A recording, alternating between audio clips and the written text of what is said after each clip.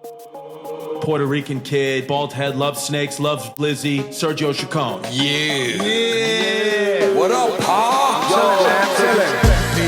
Peace. Welcome to the DBS Podcast. It's your boy Sergio Chacon, a.k.a. Blizzy Chacon. That shit whack.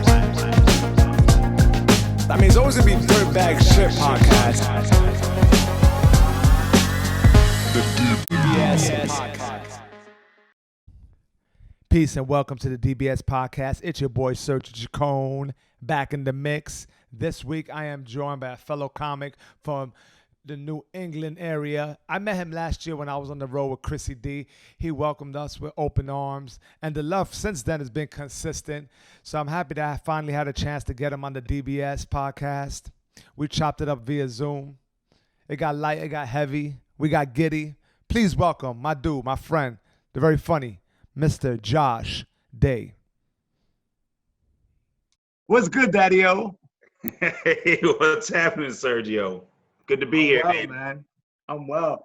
Yo, so I am finally, getting you on the podcast, and I'm very excited, man, because you're one of those dudes. It's like it is the Dirtbag Shit Podcast, but I'm a reformed dirtbag. Like, I'm always into like good energy and people, and you embody that. When I first met you last year in New England, I mean, nobody is doper than you, man. You welcomed me and Chris with open arms. We did that banging ass show. Was that show in New Hampshire? Yeah, that was Portsmouth, New Hampshire. Yeah, dope time. Yeah, and man, your energy was off the chain, man. You hosted the shit out of those shows. I featured, Chris brought it home, and we had an amazing weekend. And since then, man, we've been in contact. And yeah, man, I just like your energy, man. How you been feeling? I'm feeling good. I mean, I don't know what to say. I appreciate that. Usually people just think I'm an asshole, so this is nice. Really? I'll tell you this. You know who might think that? Is the hecklers that step out of line and you have to check their ass real quick. I remember that too. Yeah, I don't fuck around with hecklers, man. You nipped it right on the butt. There was some drunk group and you were like, nah. Snipe them out. Yeah, you gotta take that out earlier. It infects the whole show, you know? Yo, man, spoken like a true fucking pro, bro. It's true. I've made that mistake. I've let shit linger on too much. You know what I'm saying? Never with a crowd, but more with like rashes and stuff. Rashes in my inner thigh.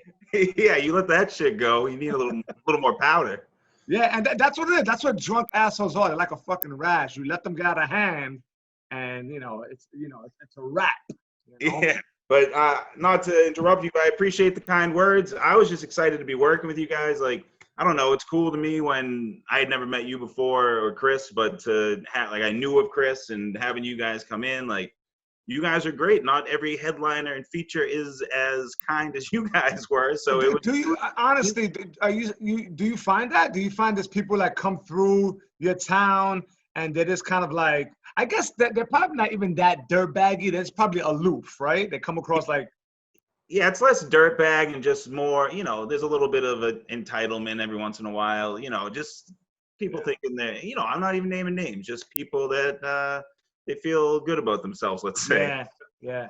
But well, you know what, man? Shit, if they're fucking lost, because I'm happy to have the God, Josh Day, in my life, you know what I mean? Yo, and you like Wu-Tang, so when I speak to you as the God. I love Wu-Tang, baby, forever. Who's your favorite Wu-Tanger?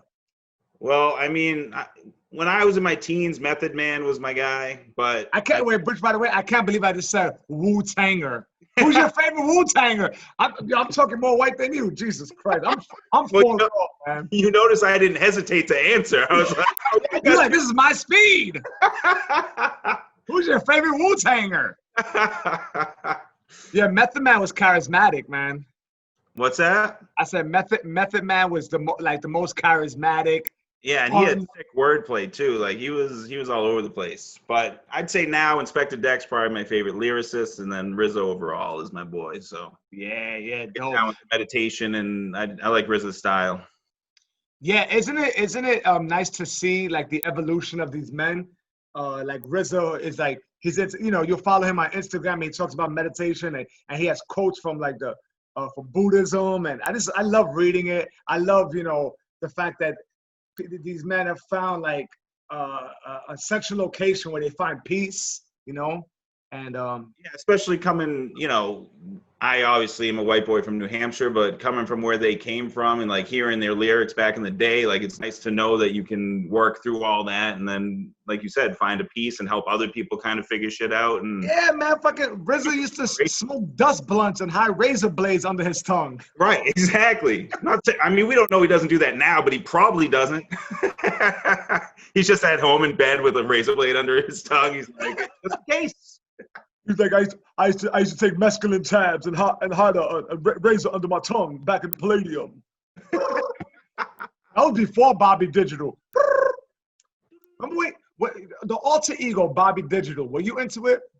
I'm not gonna lie, I was. I mean, there's parts of it that I'm not like, but that first album, man, that album blew my mind. I love that shit. Yeah. But you know, he's a little misogynistic. He's a little dirtbaggy. He's a little. Yo, dog. It's like that last song on the Bobby Digital album, Domestic Violence. Yes. That was like. It's heavy. It was one of those songs that it left you with some very very negative emotions, like. Yeah, it makes you look at your relationships. Like, what the fuck's going on? Yeah, but I appreciated the song because it was so raw.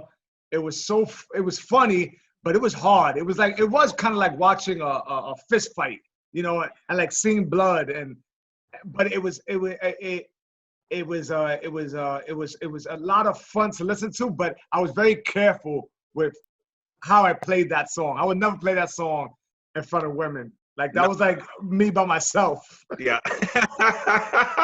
I don't know what that says about you, but it's like that, yeah.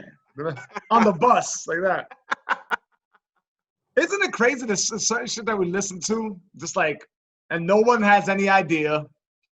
Yeah, no, it's crazy. It really is. And you're just sitting there with your headphones on. You can be listening to anything. No one has. Yeah, Anton LaVey, the Satanic Bible.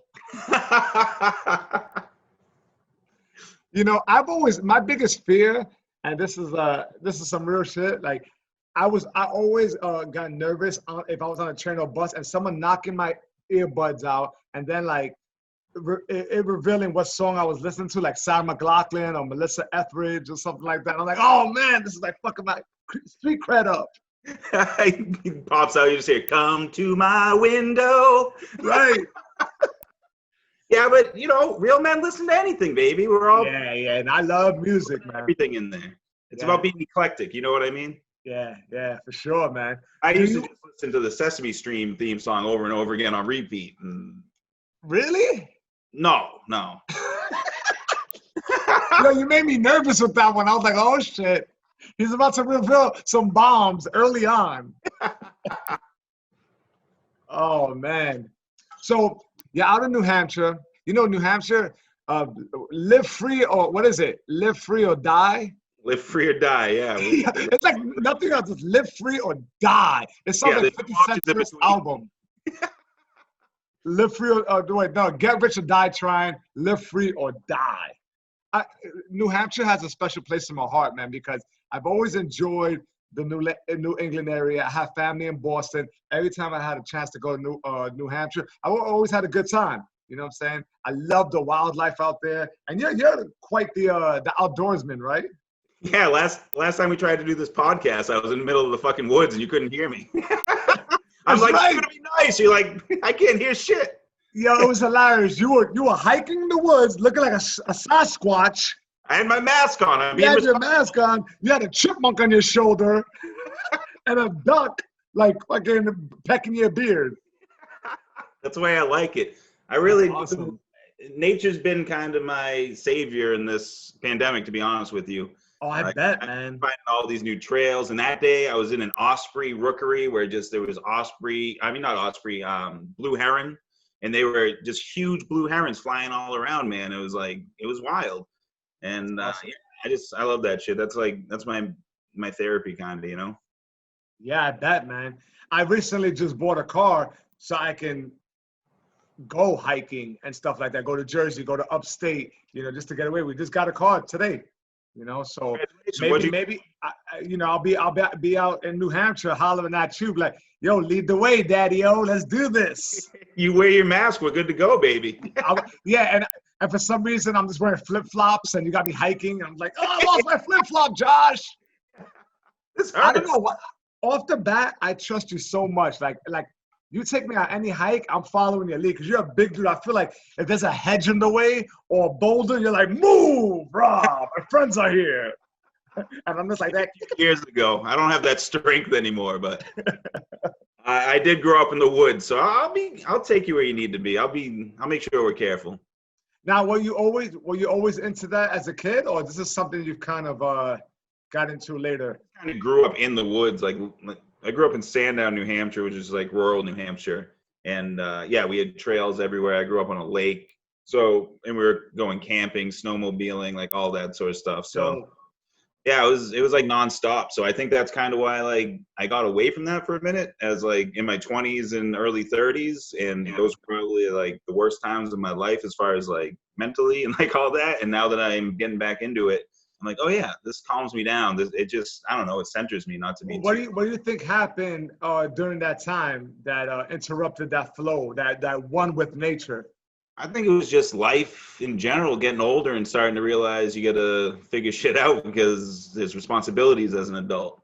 Yeah. I mean, I don't know how heavy you want to get, but my dad tried to kill himself when I was 15, and that kind of soured my my zest for life at that point. Like, for sure. God damn. I tend to laugh it off, but yeah, no, it was heavy. I found him. He had taken a bunch of pills and drank vodka. He had real back pain for a long time, and he couldn't take it anymore.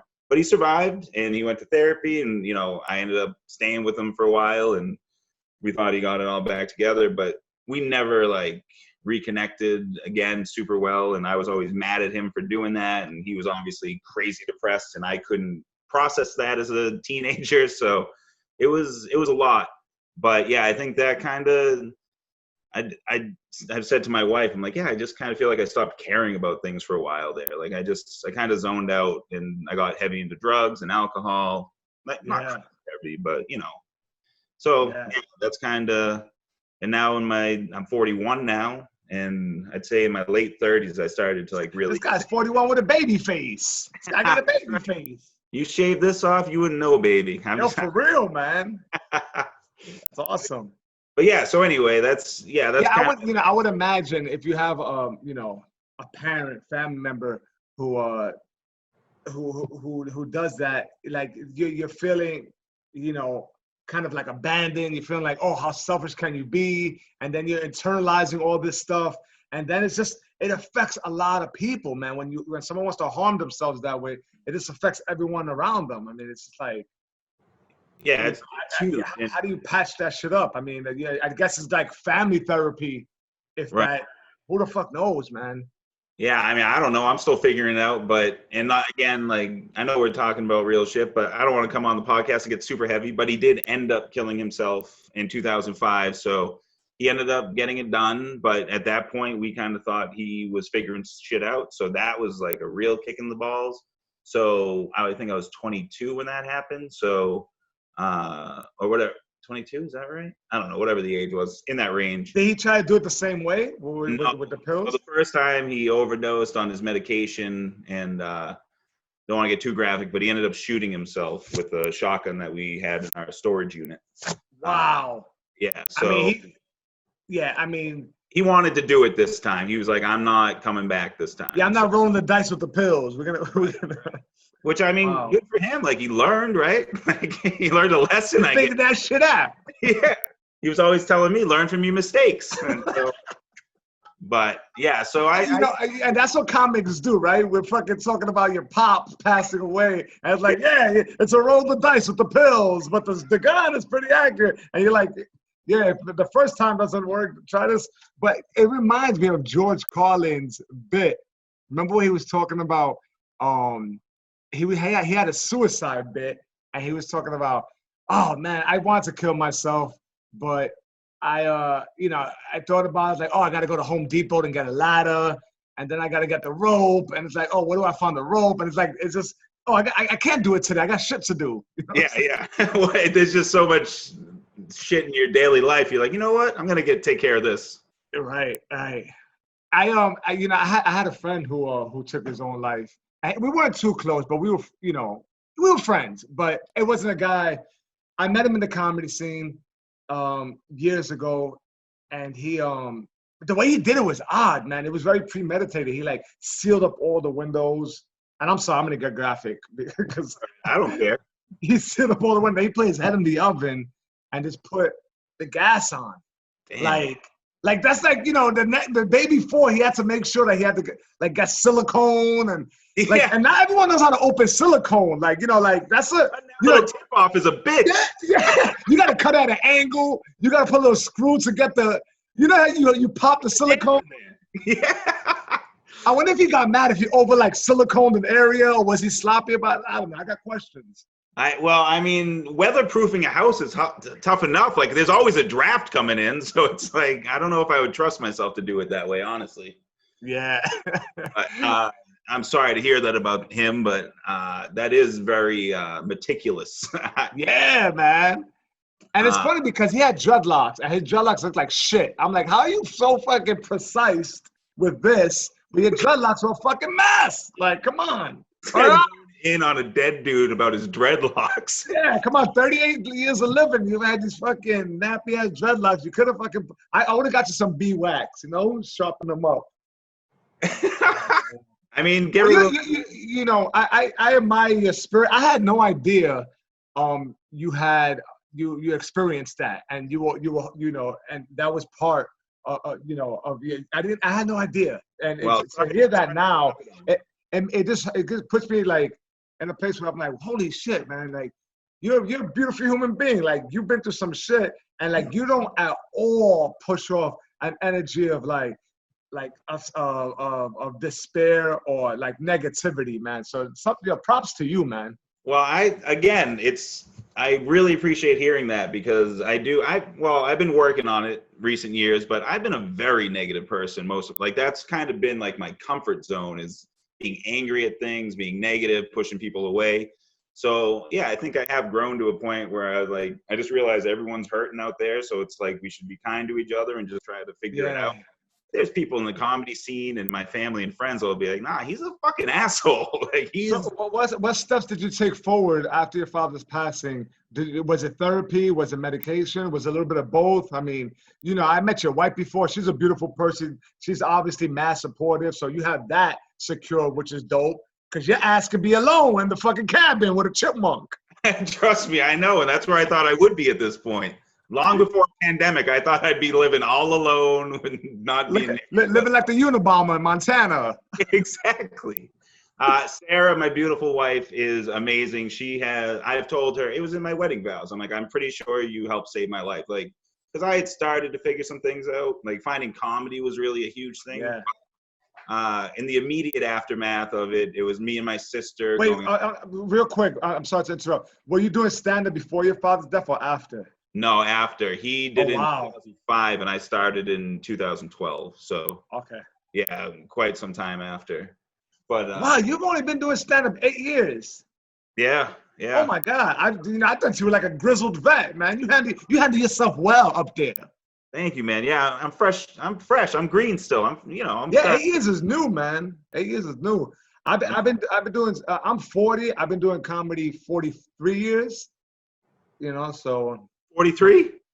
I'm 40 years old. I've been doing comedy 43 years. Now, I started in 2006. I'm just not good at math. That's you were like that. He's like, well, he's doing math at me. I'm not good at math either. And I'll tell you, I'm starting to really suffer now because my daughter needs help with homeschooling. So anytime she's like, Daddy, I need help with the fractions, I'm like, I got to walk the dog.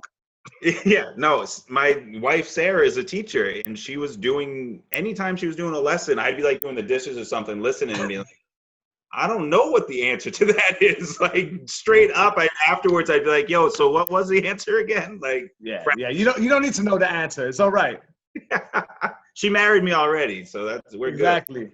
good. Exactly. So what were you saying? My bad, I didn't mean to interrupt. Oh no, it's all good, man. I tend to ramble, so just tell me to shut up. But yeah, it was just years of like we did some group therapy, me and my sister, and then I did regular counseling one-on-one. I all sorts of that sort of stuff going on, but nothing ever really seemed to work. Like I didn't really connect with anyone. Yeah. So honestly, it was years of heavy drinking and lots of weed smoking. That's kind of how I dealt with it for a long time. And Yeah. that when I was in my negative zone, which I think was due to alcoholism and just kind of getting pissed off and shit. And then Yeah. I found comedy where finding drinks is even easier. So that didn't help at first. But once I kind of got it all settled down, yeah, meeting Sarah and frankly, Did you meet your wife doing? Did you meet Sarah doing stand up? yeah, I met her in open mic. She's Oh also wow. a comedian. She What does. was what you said? Uh, I'm sorry.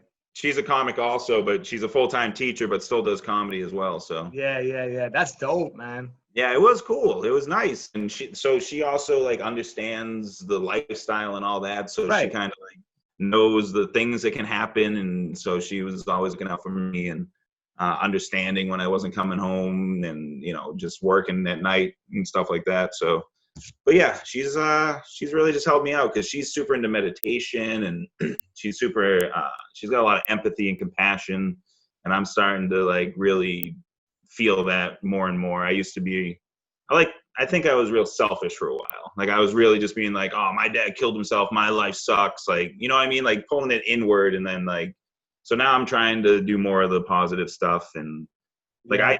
a lot of And posts. it's pulling off layers of it too, right? Yeah, And yeah, you said something that was interesting earlier. You said,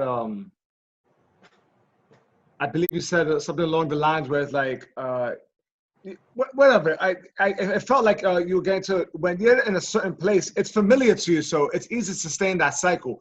I know when I was, banging, and then the problems were consistent, so I didn't yeah, have to worry about new problem. The problem was, the drinking and partying, and I was like, oh, that's the problem, and that's all I had to really worry about was a small frame. But yeah. then it was like everything else just wasn't being dealt with. But I just had like one singular problem. It was a big problem, but it was like, that was it. Rather than peeling off layers and dealing with everything and making, trying to make everything manageable. Yeah, no, absolutely. It's a total deflection. And yeah, no, what I said was just it's a comfort zone. Like, and that's Right. like I recognize that. It's an absolute like, and Sarah will see, she still sees it in me sometimes. She's like, all right, you're getting angry at things you don't need to be getting angry at. And that's just when I am like uncomfortable with something. So I'm like, well, now I'm comfortable again because I can yell at shit, or I can like be pissed someone took my parking spot, but we don't even have assigned parking spaces. So it's like I've just lived here for 4 years and I park in that same corner spot every time. It's that sort of. Yeah. But yeah, just I think just starting to recognize things like you were saying, peeling away the layers and like seeing those little habits and really Right. starting to recognize it, and then you can just work on it. I'm working every day on it, man. Like I don't know. And I'll do like, It's totally worth it too, working on it, because now you see the world like in a different lens, and you're more like present, and your spirit is inviting other people who want the same thing from themselves and from you. So it becomes like a network of good energy, yeah, circulating. positive energy. It all flows. Like, I used to call it like hippy dippy bullshit, but like, I truly believe that now. No, Like, it's the real deal. It's the yeah, real deal. There's motherfuckers who, who will, people will look at with all, and I've seen it. It's like lots of money and all this, but they got like a void. It's an emptiness in them, and yeah, they're constantly trying to fill it in with stuff, with just stuff, and ain't nothing that's filling in, your soul.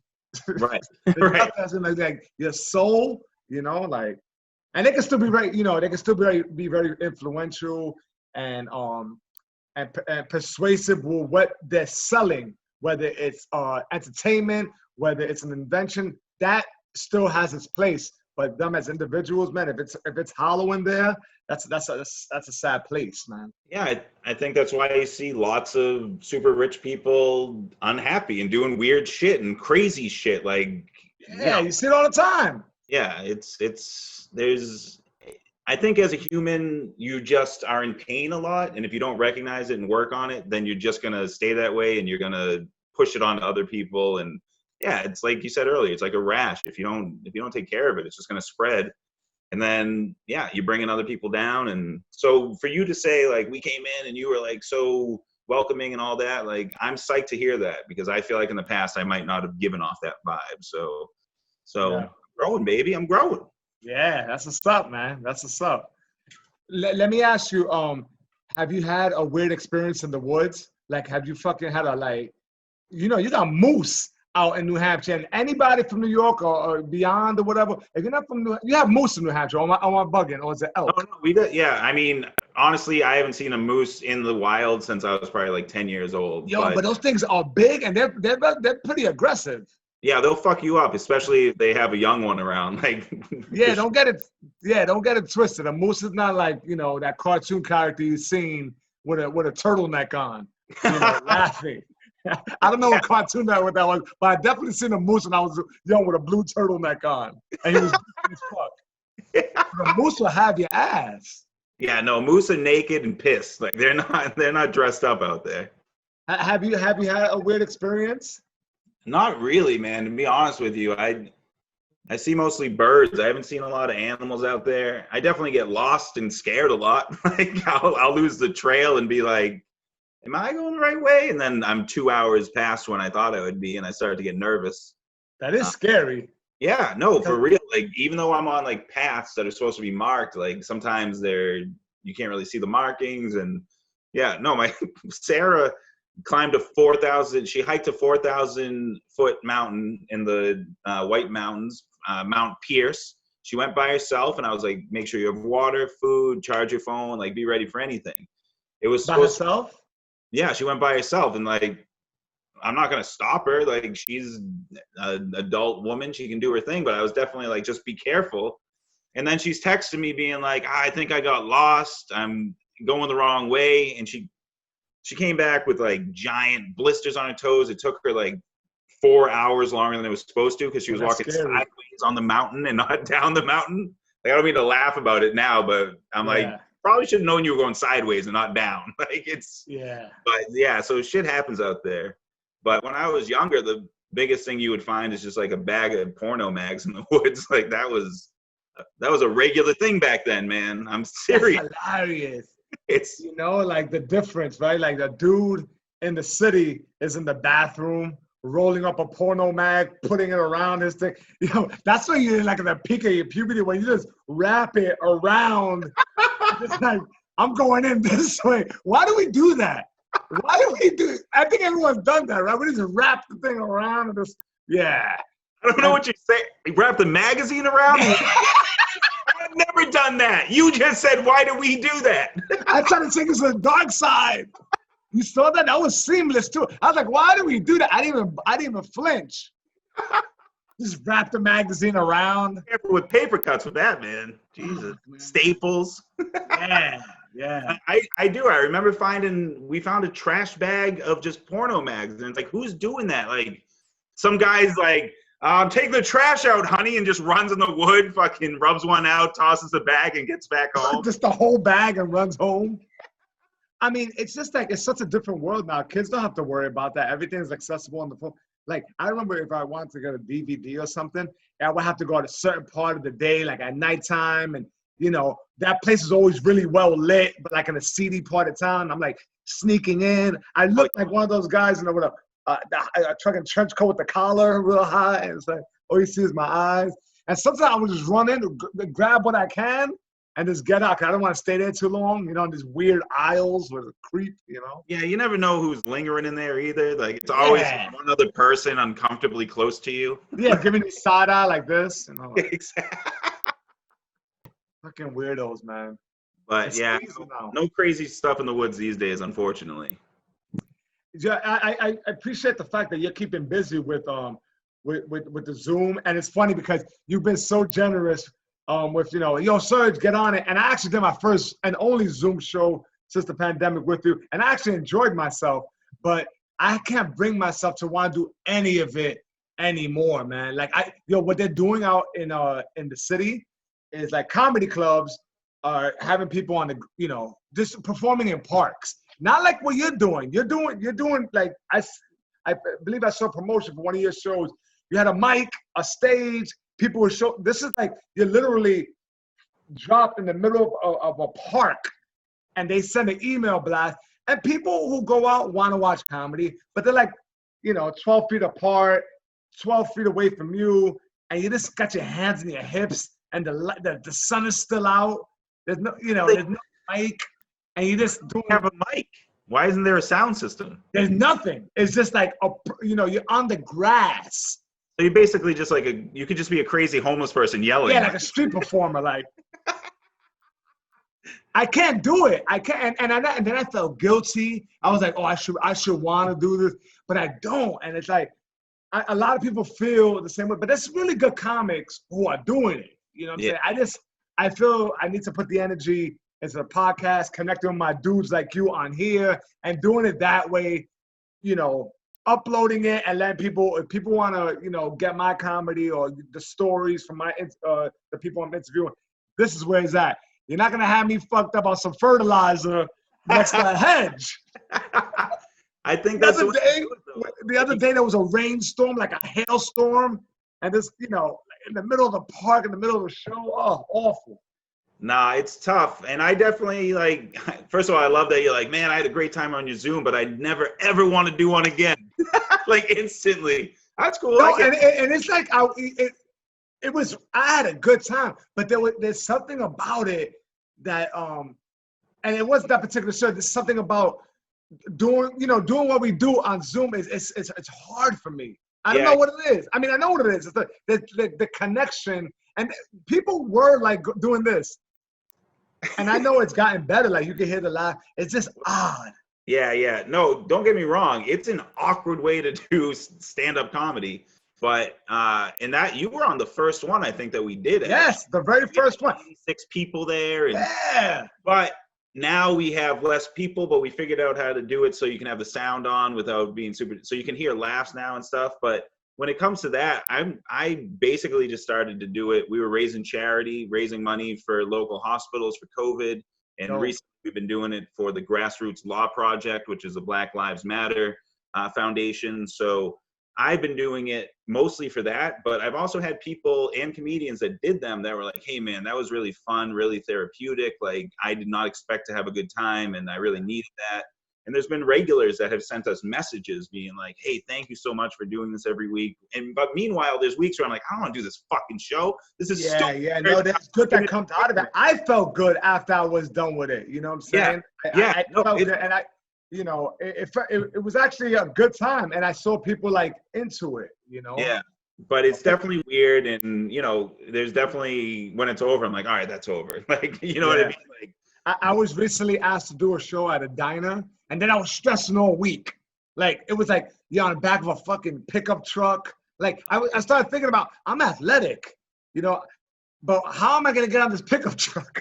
I started thinking about, I pictured myself like getting up, but my pants being a little too short. And then the people sing like a quarter of my ass crack. And then there's like a little sore on it because I did too many sit-ups the night before. And then I started going through this. I'm like, yeah, that's what's going to happen. I'm going to go and they're going to see my arms nice and tan, but my white ass as I get up on the truck. Yeah, that's rational fears. Right? And then the mic goes into the car speakers. Okay. Yeah, but so the way the audience responds is they put their blinkers for laughter. I don't know. Exactly, Josh. I don't know either. So this girl I was talking to, she's actually comes out loud. She said, oh my God, that'd be kind of cool to get a light break. Instead of an applause break, you got a light break. Shout out to Kelsey. When she told me that, I was cracking up. I was like, yeah, that's what my goal is, to get a light break. But then you get a comedian with epilepsy and they have a fucking seizure. You got to be careful with that shit, man. It's like on stage fucked up. I mean, really. And then I just picture like I'm in this diner. There's a drive-in. If someone wants to leave, like a car, they want to leave, how are they going to back up? They can't really back up. Other cars behind them, right? It'd be just my luck. These messages in New York, they got fresh mouths. They're the worst. The bike messages. Oh, yeah. I can see one rolling by, some, bike messenger with nice defined calf muscles just heckling me. I don't need that in my life. For jokes, to make a COVID mask joke. I know, that's my thing too. Like, my first live show is tomorrow. We're doing it outdoor, and it's a dope spot. It's in like this meadow at this barn, and really set up nice. I have separate mics for all the comedians. It's mask required. Like, we're being safe, but I'm definitely anxious about it. You know what I mean? And like, outdoor. It's gonna be fine. It's gonna be a great time, bro. It's gonna be fine. Yeah, I am excited. Who else you got on the show? Anybody I know? Is Orlando Baxter on that show? No, he's on my next show though. He's on my show next week on Saturday. Oh, I like Orlando, man. He's from Boston, right? He's unreal. Yeah, he's from Worcester, and he was on my last Zoom show, and he destroyed. Like, he was unbelievable. So yeah, he's great. Do you know Sean Jackson? He's a Philly comic. The name sounds familiar. Yeah, it sounds familiar. Yeah, he's in New York now, so he's actually driving from New York to headline this show. And then I got local people on that you probably wouldn't know, but really funny local people. Dope, man. Yeah, good humans, good funny people. The owners of the venue were all on the same page. So yeah, we're gonna go try to have a good time. But yeah, I've heard of drive-in shows where people honk their horns. Like, so, yeah. So they were honking their horns out in the spot. But then people started complaining. Like this little Greek lady, like, opened the window, cut the racket. Cut the racket. What's going on out there? It wasn't that funny. Right. And I say Greek because it's Astoria, which is a predominantly Greek area in Queens. That's where I stay when I go to New York. I stay in Queens, Astoria. Oh, yeah. A lot of comics live out there. Yeah. I love that area. It's a great area. But you had Alexandro. It's so awkward when someone walks out on a show in a regular comedy room. Never mind, like you said, just trying to honk in and be like, excuse me. Just pulling out like this. They have a crossing guard. Yeah, come on, man. But yeah. I'm excited for tomorrow. We'll see what happens. But I basically just been doing these Zoom shows to stay sane and hopefully bring some laughter to people. Life's a nightmare right now, man. It's like, I'm trying to look at the positive stuff, but it's tough out there. How is it in New Hampshire? You're like in the suburbs, or are you like in the more like a city area? I don't want to correct you too much, but I'm actually in the first town south of New Hampshire in Massachusetts. I'm in Amesbury, Mass now. Oh, my bad. So you're in Massachusetts. So you're very close to New Hampshire, but not quite. No, it's literally like 2 minutes, and then the border's right there. Oh wow! So you could literally like take like 10 steps to go New Hampshire, Massachusetts, New Hampshire. Yeah. What do you think I do every morning? That's my daily routine. Hilarious. But yeah, it's frankly, it's not bad. Like, a lot of people are wearing masks. A lot of people are respecting each other, but not one fucking person in my apartment building is. So that's what bothers me. Like, no one's wearing masks in the hallway. The gym's open. Everyone's just using it like it's regular. Yeah, man. It's just like, we just don't know enough, but we know that the fucking masks do help, right? I mean, we know like it's going to restrict. It's going to bring it down somewhere or another. So you can't be reckless. Do it 80% of the time. When you're walking down the street, take it down. But when you walk by somebody, it's etiquette now, right? Put it up. Common courtesy. People are just so fucking reckless and really selfish about it. Yeah, that's the kind of stuff that brings my anger out sometimes, where like I'll be walking down the street and they'll usually won't have a mask at all. Like, that's what I'm just like, oh, so I have to cross the street and it's not always safe, or Yeah, now you're walking down the street like a Spider-Man against the wall. Exactly. And you want to give them a dirty look with your mask, right? You're looking at them like, you motherfucker. I know, you can't really express your anger at people anymore. It's tough with just, you're like, you gotta do it all with eyes, like, they know.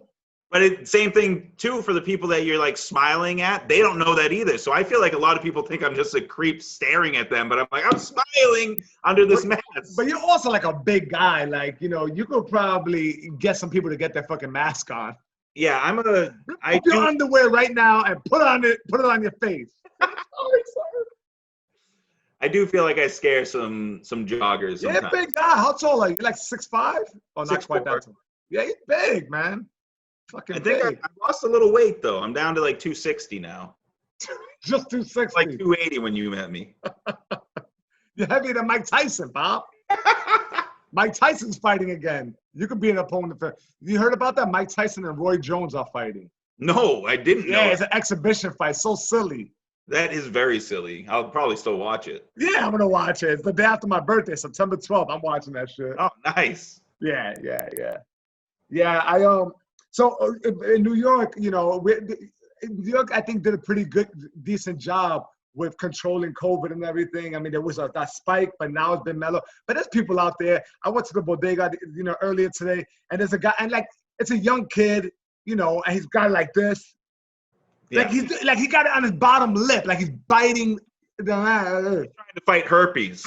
Yeah, and he got I could feel it. I could feel his energy. Like you can't go against intuition. He has an attitude about like he's like, no, I'm not putting it on while I wait for my ham and cheese sandwich. Like that's what he's moving, and I'm just like, so what I do is I can't reduce myself to reacting to that because then Josh, it's all day long for us. Yeah, exactly. It doesn't stop.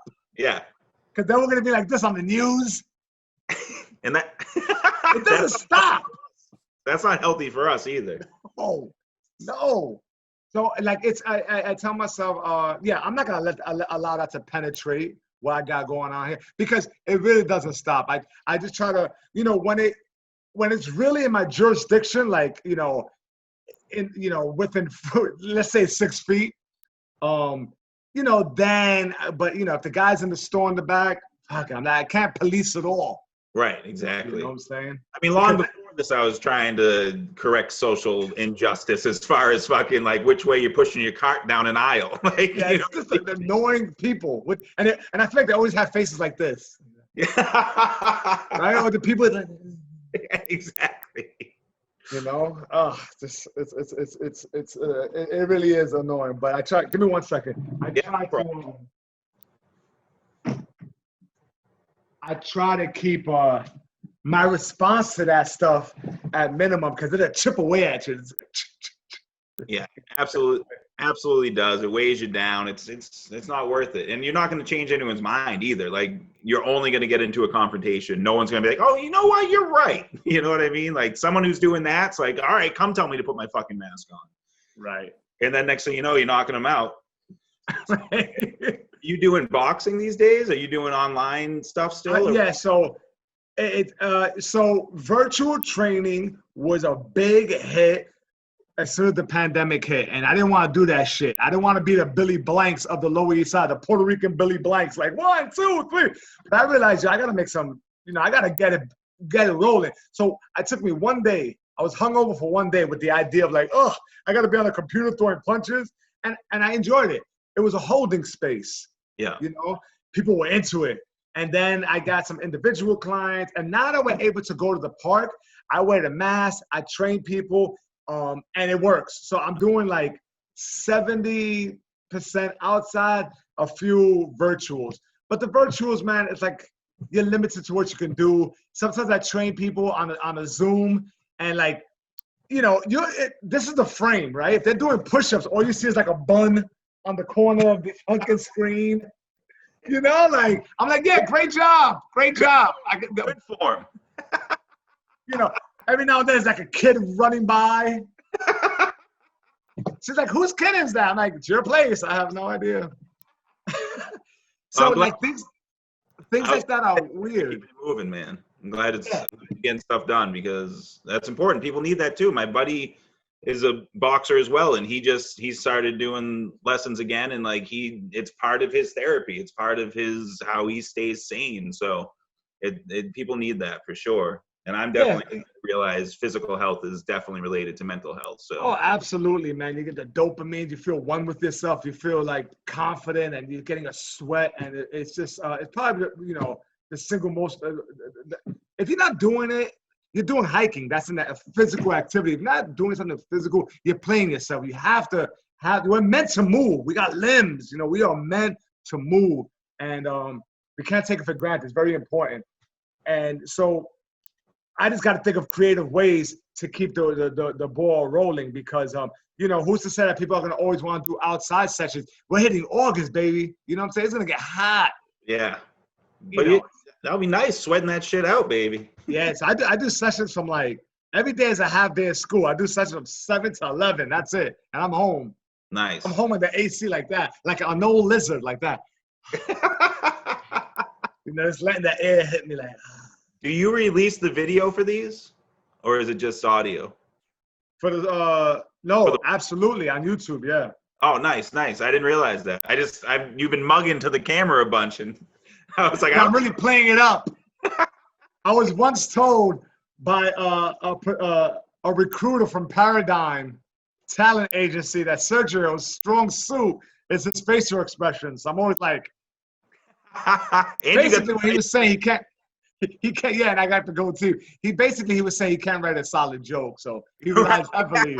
Hey, look, he can make silly faces. He throws himself on the floor and doesn't get hurt.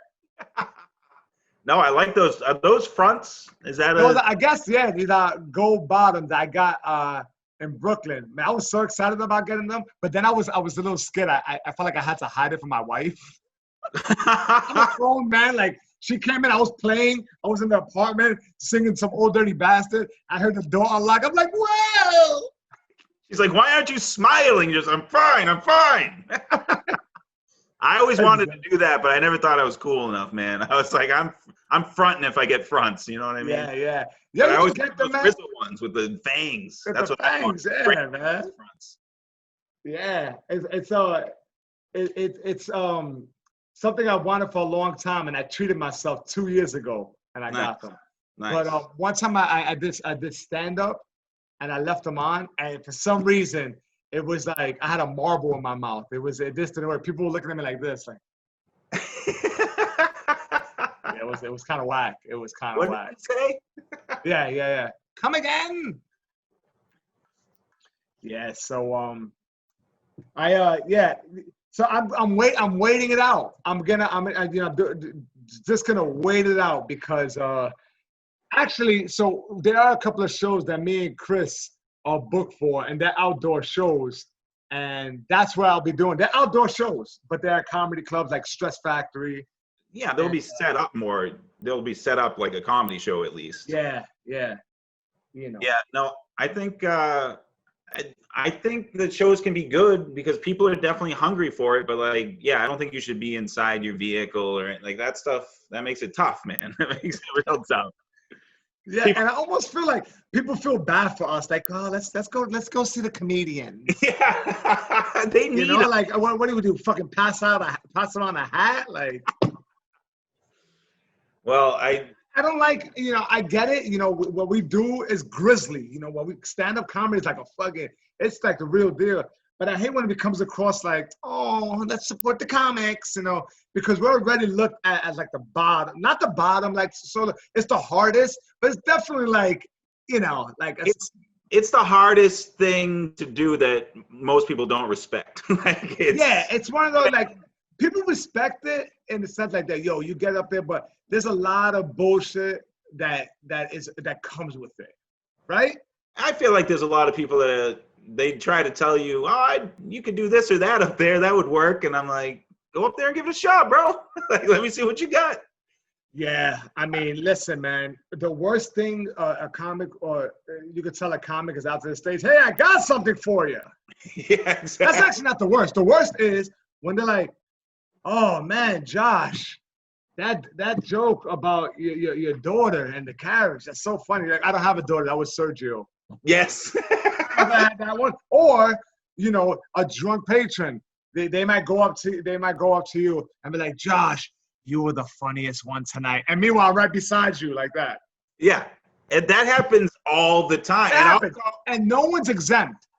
No, it happens all the time. I'll straight up be like, well, what about them? They were funny too. Like, I'll make them uncomfortable. Be like, actually, I don't think I was. Like, this guy's funnier than me. You know what I mean? That's funny. Yeah, I mean, you know, listen, if you ever do a show, listen, it kind of feels good, but if you're like, whatever, you're hosting or opening, and it's like, oh my God, you're really the funniest one. It's like, yo, you know what? I know the headliner, you know, they're fucking hilarious. And they also have a tough fucking job. Like the headline, like, it's like, I'm not saying because it's 45 minutes to an hour, that's tough, but also, like, depending on the club, they still drop checks on you. Oh, all the time, yeah. You know, it's just like a bunch of shit that, you know, established comics got to deal with, which is wild to me that just step it up, evolve with the times. Why are they still asking for 2 drinks and dropping the checks on the headliner? there should be 0 check drops in comedy, in my opinion. I can't believe I'm complaining about something that just doesn't exist anymore. I know, we're both like, what the fuck, man? Meanwhile, comedy clubs are going out of business. So we're like, these pieces of shit dropping checks. It really is, though. Like, I haven't headlined a ton of shows, but I've seen check drops like take a lot of momentum out of some really good comics, and yeah, it's just a bummer. But hopefully when things come back, like things will be examined and they'll be like, maybe we can do things a little better. Probably not. It'll probably just be like, we want money, so let's do whatever we can to get as much money as we can. Yeah, I mean, I just don't know how any of this shit works with relief programs. Like, how do they relieve some of these clubs? Just a lot of clubs are gonna close and then they gotta pop back up. And maybe it's guerrilla style. Maybe there's small spots. Like what you're doing is gonna be the shit. You know, that's, you know, it's always, I love like independently produced shows. I've always loved them. And I did something that, you know, that feels good about them as opposed to like a corporate club. But I have a feeling we're going to get a lot more of those just popping up all over. Because comedy and stand-up is not going to go anywhere.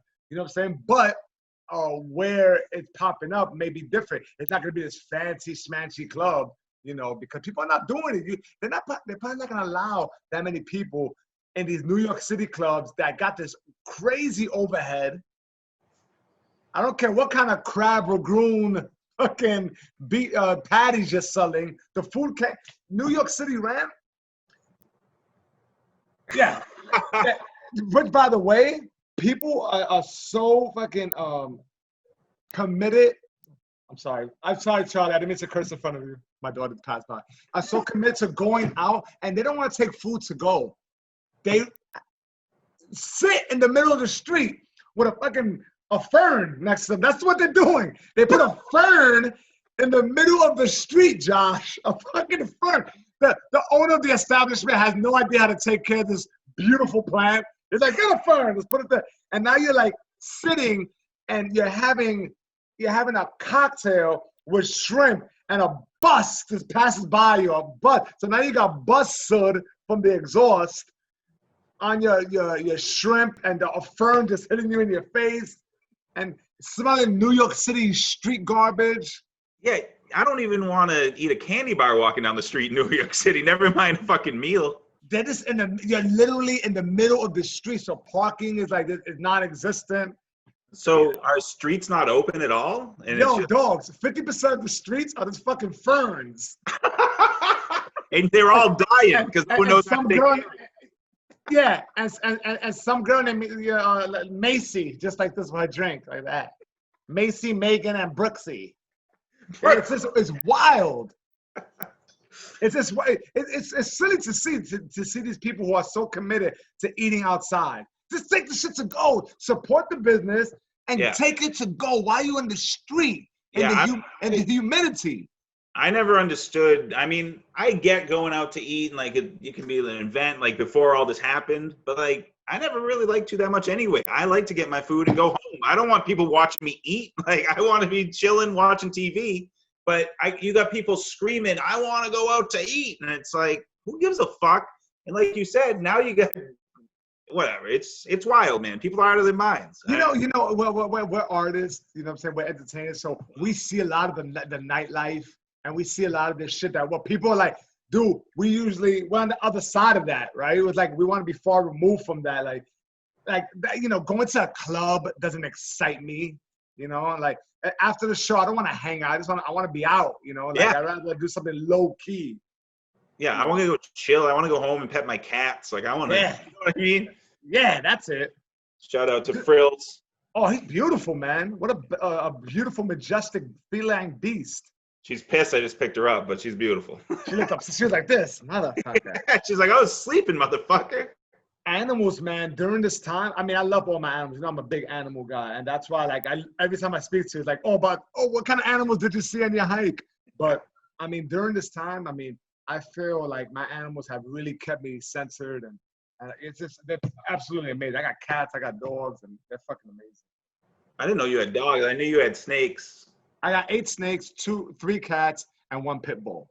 Damn, I love it. I love pit bulls, man. My sister had a pit bull for 12 years. My favorite dog ever. Loved it. Yeah, but they die. You know, it's like the thing with dogs, man. 12 years.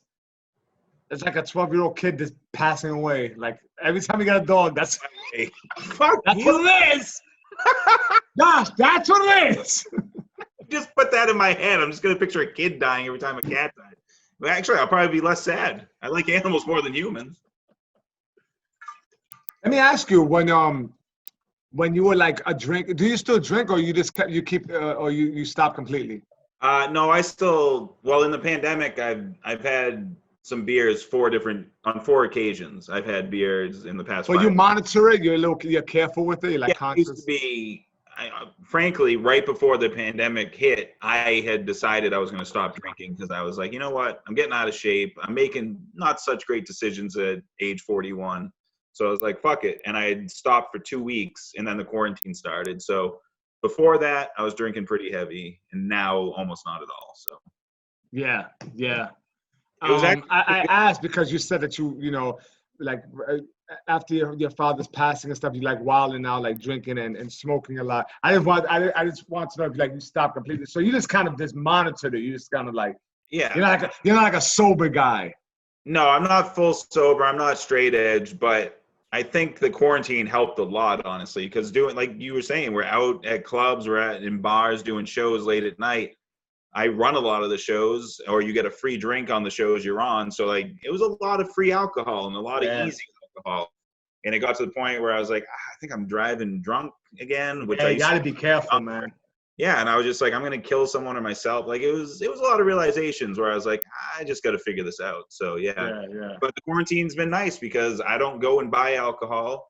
That's my thing too. Like I never have beer in the fridge. I don't ever, even before this, I was never a guy that was like, I'm gonna buy a case of beer and have it and drink some. It was always go out and pound them at the bar kind of deal. Yeah. Stuck at home has been kind of nice because it's there's benefits to it. Yeah. Mm-hmm. There's benefits to it. I don't. It took me a while. Once I stopped drinking and I was doing stand-up again, it took a little while to peel off those layers and get comfortable, like in the green room even. I bet. I'll tell you, hanging out with like the fans after the shows was non-existent. I would stay in the green room like that. And now I'm cool. I'm at a plane where I'm even. But before it was like Yeah, I felt tight. Yeah, I was genuinely like scared that I wasn't going to be able to, because I didn't drink every time I did shows, but I usually had at least one beer. You know what I mean? Yeah, take the edge off. It was part of the ritual, right? You're like, seeing what's going on. But then what happens is, it's 5 beers later, after the show, and then if you're doing a lot of shows 3 or 4 times a week, Yeah, and living in New England doing comedy, it's a lot of driving too. So it's not like I can just Uber. Like lots of times it's like, I get an hour and a half drive. So it's like, there was a lot of reasons to lay off the booze. But yeah, I feel better. Have you ever performed at the Shasking? Yeah, I used to do that room. Yeah, I had a good time. I worked there like twice or 3 times. I like that area.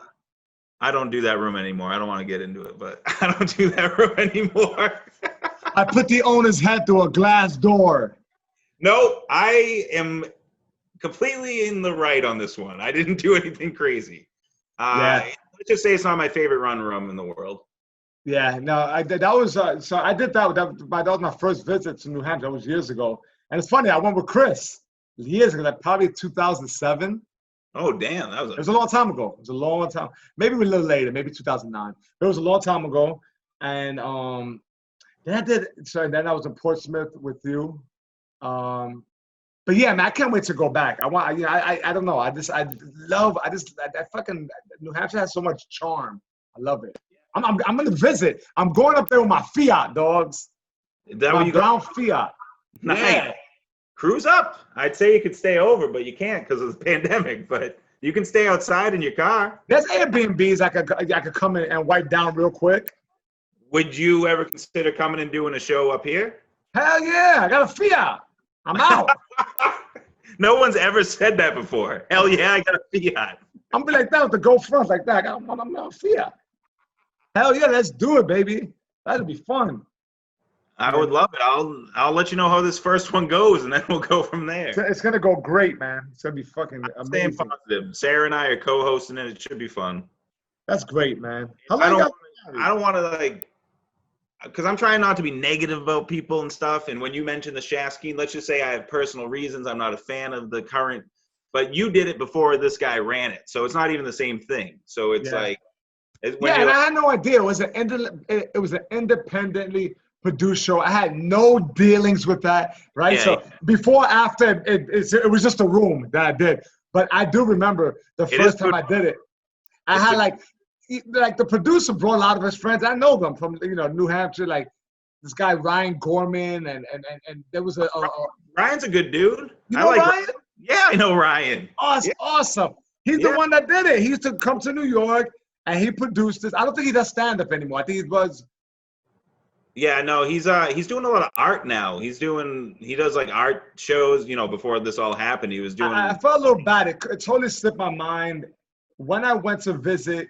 When I went to do the shows with you, I should have gave him a ring, but we're moving around a lot. Like that was like the only stop. We had like a little mini tour, and Yeah. I just forgot. But I should have reached out to him, but I did it. Next time I'm out there, I'm gonna reach out to him. But yeah, he did the He's a show. real positive guy. He saw me do a couple shows, reached out to me. We talked. We did one show together. He's been a good dude since I've known him. Yeah, he's a good dude. He's a good dude. Yeah, you did the main show too last time you guys came out, right? You did Portsmouth, and then we did that show in Portland, Maine. Yes, and that was like in a music theater. Yeah, well, it used to be music, and then now it's all comedy. But Empire Comedy Club. Yeah, that was fun, man. Yeah, that was a good night. That was a fun show. I got some dope pictures of you on stage. We all got some pretty cool pictures. I love venues like that. Yeah, I like gritty, with the black curtain, and then and the food was good, and the staff was dope. There's nothing more better than getting a staff that genuinely gives a fuck about stand-up. That's what it is. You know it. Like you know when they're in it, when they respect it. It's like it makes for such a better experience. And I feel like the fans that come out are an extension of that. Yeah. No, I want to give a shout out to Lucas up at Empire because he's one of those dudes. He's a true comedy fan. Because like I said, it used to be music, and now that he's like, I just want to do all comedy. And so like he had some really good shit going. And then of course, every story I tell is like, and then the pandemic hit. But yeah, it's just it's just it feels like it's been going on for such a long time, but it hasn't. It's only been a few months. It feels like long but short. Yeah, everyone keeps saying time has no meaning right now, and it truly doesn't. Like, I thought it was Thursday, and I go, "What's today? Monday?" And Sarah's like, "No, it's fucking Thursday." And I'm just glad I'm not I wasn't an essential worker. I'm glad I have to be out there the whole time during this, like driving a fucking bus. Yeah, no, I'm just so glad. I'm so glad that gym's closed down. I didn't imagine me in a gym like there's someone punching. I'm like, oh motherfucker! I'm like, I don't have to deal with any of that. Essential workers, man, that is rough. Just have no clue every day you're out there by yourself. It's a nightmare. I can't even imagine it. That's why I'm kind of psyched to be an out of work comedian right now. Man. I mean, it'd be interesting to see what happens, right? We got Florida. And it's so funny because Florida would fuck up, and I love Florida. Like Florida has a special place in my heart, and I'll tell you why. It's very similar to the way the feelings are connected to New Hampshire is because I love the animals, and they got fucking all sorts of reptiles. Their pet trade is big out there, and Florida is. My father was out there for a while, so it's dirtbag. It's like, but they're irresponsible, man. Oh, they're mad. I lived in Holiday, Florida, right near St. Petersburg for a minute, right near Tampa Bay. I lived there for a year, and yeah, they're irresponsible. Like there's some weird shit that goes down there. Yeah, man, they got all sorts of invasive species just out. You can go on a strip mall. You can find anything from meth to a massage with a happy ending to a tegu, a monitor, like exotic reptiles, like all in one strip mall. A gun, whatever you want, you got it here at the strip mall. I'm gonna one up you, and I did a comedy show at a comedy club in that same strip mall. Like there was literally like almost everything you just said in a. No offense to the place, it was a great little room and we had fun, but it was definitely grimy when I pulled in there. I'm like, oh, this is where man. it's at. Well, yeah, it's just wild, man. The fact that everyone carries out there. Like I have friends that moved from New York out there, and the first thing they did when they saw me, yo, what up, Sergio? Look at my gun. I'm like, yo, like a fully loaded pistol. I got another one. I'm like, what the fuck? you know when you go into like when you watch like Harry Potter. And they have the bookshelf and like, oh my God, it's a dungeon. This guy like behind this seat, he would like turn it and it was like a gun and like a sunroof, a gun. I'm like, who needs that many guns? It's like, Jesus. He just takes his beard. He's like, this is a gun too. Like everything just comes off. But I still love Florida. Every time I go out there, I love Florida. The thing about Florida, the only thing you need to know is they don't require inspection stickers on their cars. You do not have to get your car inspected when you live in Florida. So there's just shit falling off of cars while they're driving down the road going 9. It's fucking crazy, man. Yeah. What were you doing? What were you doing in Holiday, Florida? What's that? What were you doing out there? Oh, well, that's back to my traumatic teenage years. Okay. When my parents are going through their divorce, I ended up moving in with my dad's mother, my Nana. And I lived with her for a year to get my shit together when I was 18. Yeah. And I just swam in the pool a lot. I got a weird job where I used to work for this place called Place-Based Services, and we would go around and we'd clean and install and fix the playgrounds at like McDonald's and Burger Kings and all that shit. So I'd be cleaning gross shit out of ball pits. Like it was fucking nasty. You find like literal shit, puke. Found like $5 every once in a while. That was kind of nice, but you had to clean it off. Yeah. I was just trying to figure shit out while I was 18 down there. 18 is a rough age, man. 18, you're mad rebellious. Everyone's like, you're an adult now, and I was like, what? I don't feel like Florida. You're a super adult. Like, yeah, now you're on your own. Yeah, 18 was like it's a weird age. You think you're hot shit. Oh yeah, and especially if you got some traumatic city you're trying to unpack. You know, they need this 18 in a weird place. It's a weird age. 18 is a weird age. I used to ride my BMX freestyle bike. I used to love, like, I was into X Games and flatland BMXing. So that's basically all I would do. And then when I came back, that's when I thought I was hot shit, because I was like the mystery man that left, and like no one knew where I went and what I was doing. You came back with a tan, a little gold chain. Mad tan. I was wearing a visor. My hair was bleached up top. The blonde hair coming out of the top of the visor, a little crooked. I thought I was fucking. What's this, early 2000? Yeah, either 99 or 2000 probably. Eminem's album dropped. You know what I'm saying? You were walking out the bleached blonde hair. 9/11 happened. You were like, I handle all this. You know what I'm saying? I'm like, 2000, the early 2000, man. Were you a big fan of Eminem? Actually, I wasn't. I have not ever owned an Eminem album. I think he's a good rapper, but it never really appealed to me for some reason. When you said visor and bleached blonde hair, it's the first one I thought of. Before he dropped his first album, I was in a tattoo shop, and he was being interviewed at the tattoo shop by Joe Claire from BET, and I was getting this gorilla tattooed, and I asked Eminem to battle rap me. Did he do it? No. Imagine that there was footage of me getting torn up by like Eminem somewhere in the archives. That would have been fucking awesome. His bouncer intervened. His bouncer, no, he's saving his voice. I was like, my whole idea of him was like, yeah, man, you're a white rapper from Detroit, man. I couldn't even catch a beat. I had like 2 verses that I wrote on a med. Were you good at spitting? Like, did you have lines? Listen, I was inspired by Wu-Tang and stuff like that. I might have had good battle raps, but I couldn't write a beat. Like, I never wrote a song to a beat. It was always like, the metaphysical abomination, shit like that. It was just, I'm embarrassed to even. It'd be funny. Maybe I gotta find those notebooks and pull up the page that I was gonna use to battle rap the best rapper in the world. He got real annoyed with me. He rolled his eyes, and then we started talking. Then we started talking about Detroit, and he was cool and everything. But weird, he doesn't give you any eye contact. He was just like. very sheepish. Yeah.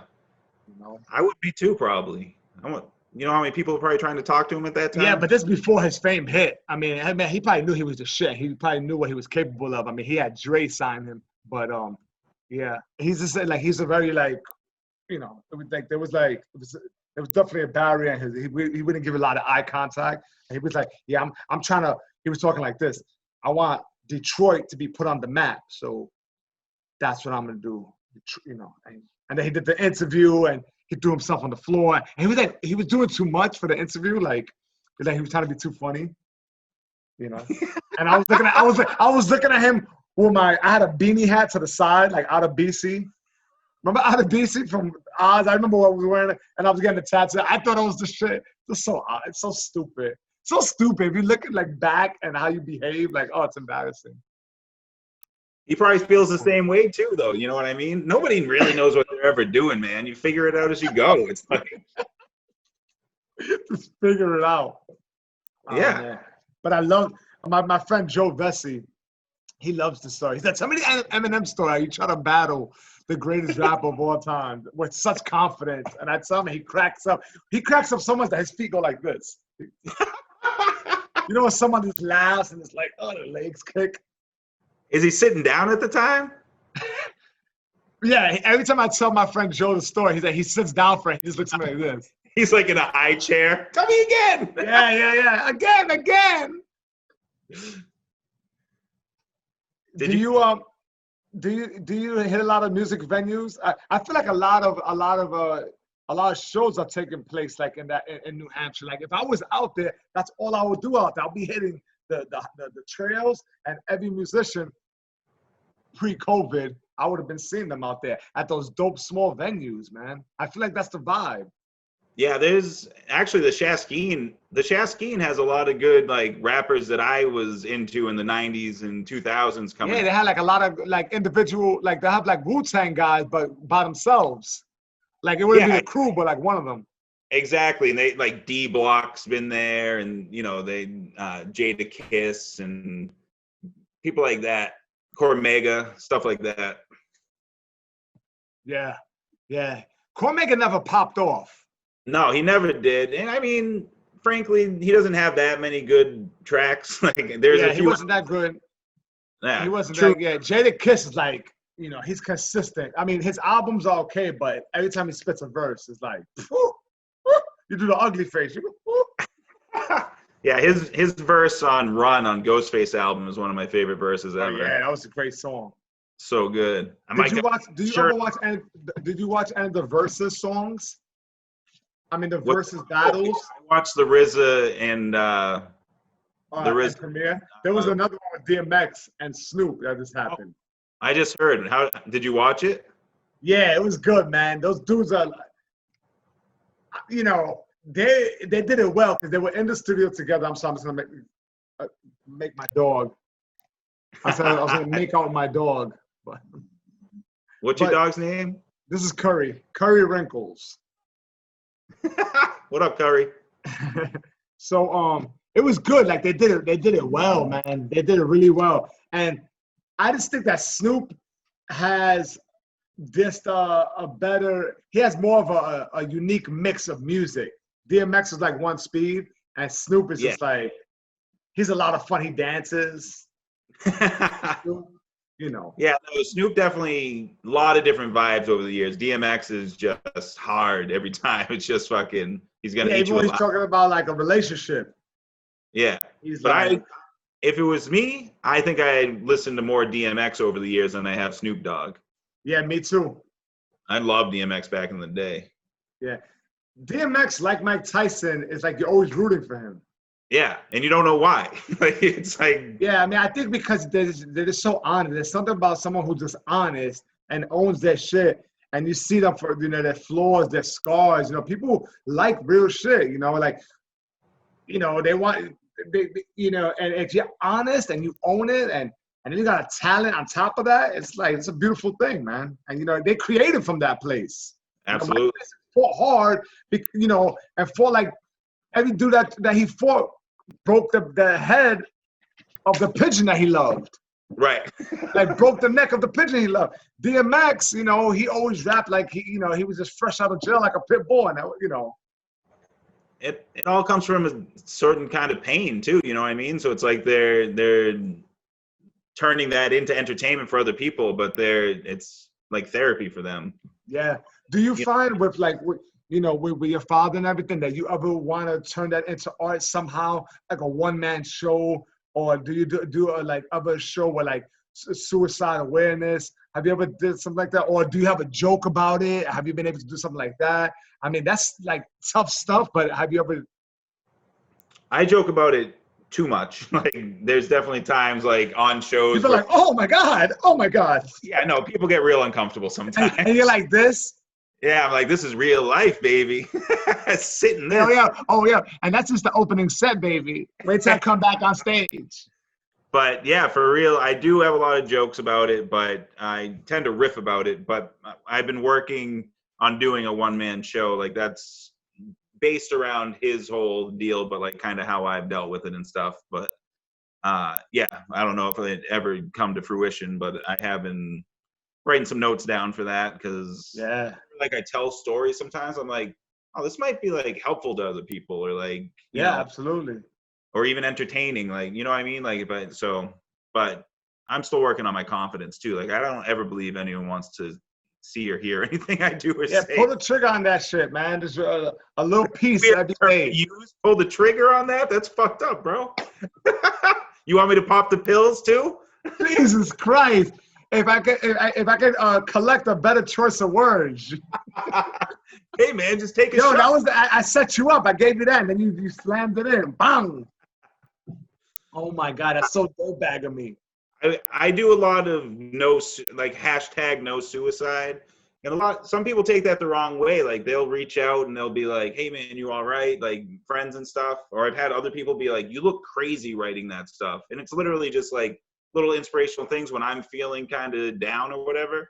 And I just put it out there because I know I have a lot of comedian friends and non-comedian friends on social media that have issues. You know what I mean? So that's kind of like mental health awareness is very important to me. So I would like to do that one-man show or something like that, turn it into something almost, you know, to help people that are in having those feelings, you know? Yeah. I don't have it. You think you inherited some of that, or like, so how do you decipher that, right? If like your father takes his life and then you have this overwhelming feeling of despair, rightfully so, you know, like you're going through a fucking lot. How do you decipher whether or not am I sad from this tragedy, or have I inherited depression as well? Or is it like, you know? That's a good question. I often wonder that myself, honestly. Like, I'll have times where I'll say to Sarah, like, I'm like, I don't want to be my dad. You know what I mean? Like, and she's like, you don't have to be. Like, you're not your dad. But like, and I should say, my grandfather also tried to kill himself. So like, in my head, it's like, well, I'm just fucking doomed. At least for years, that's kind of what I thought. But I also never sat down and slit my wrist or put a gun to my head. I just drank a lot. I drove very dangerously for a long time. Like, I was kind of trying to kill myself in different ways, but I didn't really realize it at the time. But looking back, oh no, I was basically trying. When I was in a program, they would call that like passive suicide. Yeah, and that's basically like passive. Like if it happens, it happens. You know, like right. Like going to Old Creeks Road, and you know there's a bridge there, and if you just happen to go into the water. Yeah. And I had one night, it was after 4th of July, where I had been drinking vodka all night. I was driving home at 5 a.m. and I was driving 100 miles per hour on this back road. Like I could have died at any second if an animal popped out, whatever. And I remember I was laughing maniacally while I was doing it. Like, but I wasn't like I didn't know what I was doing. And then I parked, or I pulled into my driveway, I pulled out and I drove again. And like, then I stopped and I was like, oh, I think I'm trying to like kill myself right now. It was like it was a weird realization where I was like, oh, that was like the closest thing to a suicide attempt I think I've ever had, because I was just hoping that I was going to crash and die. And that was kind of this was back in the day, like in my 20s, but I started to be like, all right, I got to start thinking about what I'm actually doing, because I don't want to die. And I know what it does to everyone in my family. You know what I mean? Like I already know that feeling. I don't want to do that to my family. So, and frankly, I don't want to be dead. But So there was if you went to the doctor, what is their advice? What is the prescription? Or you haven't even went that route. You just try to like handle it on your own. no, I did Lexapro for a while. They were telling me Lexapro would be good. But that shit alters your mood. Yeah, it made me feel like I wasn't myself, honestly. Looking like a big dummy. Yeah, I was just like Big and dumb. You don't have to get too big for that drug. They're just big and dopey. Like, yeah, it made me feel like I was just kind of a shell of myself, honestly. So I've gone away from medication, but yeah, just I don't know. I had one guy, Scott, and he's the only guy I ever connected with. And I felt better while I was talking to him, but then it got to a point where it's like, I don't know what else to say to this guy. Do you know what I mean? but Like, sometimes I think, just the maintenance of it is enough. Talking about it. yeah, You'll be surprised. I have a feeling, for a lot of people, and myself included. I mean, when you feel alone with those things, and you talk, you no longer feel alone, and you feel like, it's off my chest. And sometimes that's enough to keep you at bay and get the other day popping. Yeah. It's as simple as that. yeah. And Not all the time. I'm just saying it can be. Like. yeah, no, without a doubt. But Stand Up really did that for me, where it's like, oh, I'm getting a release. And like, there were times where people in the audience were mad uncomfortable, but I'm like, I feel better tonight. So, you know what I mean? It's, yeah, I think, and with my wife, like, I'll just like spit stuff at her, just being like, well, I woke up real fucking bummed out this morning. Like, just being dead honest. Like, I don't know. I don't even want to get out of bed right now, which sometimes you know what I mean? But we'll talk it out. And once I start, I'm like, all right, yeah, no, things are all right. Like, what am I even, once you get a different perspective on things, but it's it's still where it's like, I can't get out of my own way kind of feeling, Yeah. But like you said, once you get and it's got to be odd and painful if like you don't know what the fuck it is, if it's just a feeling, like, oh, why do I feel this way? That's got to be tough. A guy who I really, admire and respect, I actually had him on the podcast. We did it virtually. And he had, his name is Brian Barchek, and he's he owns the Reptarium. It's a reptile zoo. He's a big YouTube guy, and he's got a reptile zoo. But he talks about that, and he has a vlog every day, and he shows off his animals and what he's breeding, whatever. But he talks about that. He's like, I have it all, but yet I just feel like like so bad, and it's just like. I think writing, it could be very helpful, creating, but also like expressing it, man. There's people out there, what I'm saying? There's friends out there, anytime that shit feels like too rough, you could always call my boy Orlando from Massachusetts. He'll always pick up the phone. Don't call me with that bullshit. He's like, I'm busy, motherfucker. I got way too many animals to be listening to your shit. You got me there. I was like, oh, man. You were drawing in like, I'm going to call Sergio. I'm going to start using the number. I'm starting to cry. You're like, call Orlando, bitch. But you're right. Though. I think, like just talking about it, you know what I'm saying? But it's, obviously, like we all gotten this far, right? It's like, man, But it's weird when it's like, if it feels like a chemical imbalance. I'm not, it's fascinating to me how, and now I think there's more attention towards it. There was a time there was no attention towards it. Like, there's so many people realize it's a thing. It's not like, oh, man up. It's not that bullshit anymore. Yeah. And it wasn't even just that there was no attention. It was looked down on. It was like, right. As a huge thing where it's like, oh, you're taking pills or you're going to therapy. Like, there's something wrong with you. You know what I mean? This big stigma. And yeah, I think honestly, past like 5 years or so, people have been starting to just realize that suicide rates are going up. Like there's a lot of people in pain out there. So there's people starting to recognize it and try to help people, and I know a ton of great comedians that are severely depressed, like, or manic depressive or bipolar or whatever it is, PTSD from something that happened. Yeah. And they're some of the best comedians, and they're able to to deal with it that way. But then you see him on stage, and it's like there's people that I'll just reach out to because I'm like, haven't heard from him in a minute. Gonna reach out, just make sure they're doing all right. And there's people that do that for me too, which is like you get that network going. And so important. A few years ago, my buddy Nick, he was one of the funniest kids I knew. Loved him, young comedian. He was unbelievable. Nick O'Connor, one love, Nick O'Connor. And he was just unreal. And I saw him, last time I saw him, we had one of the best times we ever had. And then a week later, he hung himself, like he was dead. And it really hit me where I was like, oh, I got to start really like letting people know I am. But when you're in that place, you can't really reach out sometimes. Like, even if you didn't make the joke about Orlando, like if you really were like, you can call me anytime, I would appreciate that. But I might not do that just because you're in that zone where you feel like nothing's going to help sometimes, you know? Yeah. And I've heard that before. And I think you just got to fucking do it. Just to see, let me try, you know, like just don't make that decision. Let the talk happen. Right. And yeah, I mean, I think it's definitely, you know, the way to go. I feel like that with my, you know, with the substance of stuff. Yeah. You know, there's a time. You're fully sober, right? Yeah, man. I haven't done anything in years, and and every now and then a little fucking. I get like a twitch, and it could be like the smell of the summer air, or some people laughing, and just kind of brings me back to this place. And I'm like, "Ooh, I feel it right here." And then I just talk to somebody and tell them how I feel, and it might last 5 minutes of like, and then it goes away. Yeah. You know, I'm not saying but it's always worth, you know, reaching out and kind of surrendering.